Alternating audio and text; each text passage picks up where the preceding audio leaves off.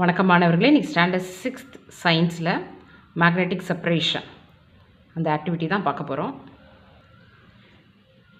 இதில் magnetic field formation காமிச்சிருக்காங்க. இது மாதிரி நம்மளும் செஞ்சு பார்க்க போகிறோம்.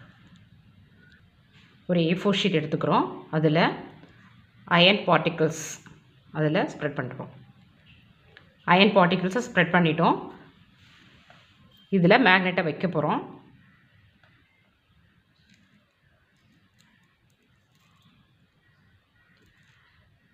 மேக்னெட்டோட எட்ஜில் அந்த முனையில் பார்த்தீங்கன்னா நிறைய அயன் பார்ட்டிகிள்ஸ் அட்ராக்ட் ஆகிருக்கும்.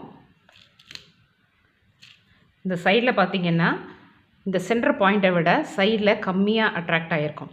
இந்த போல்ஸில் அட்ராக்ஷன் அதிகம். இந்த இடத்துல என்ன இருக்கும், மேக்னெட்டிக் ஃபீல்டு இருக்கிறதுனால அட்ராக்ஷன் அதிகமாக இருக்கும். இந்த சைடில் குறைவாக இருக்கும்.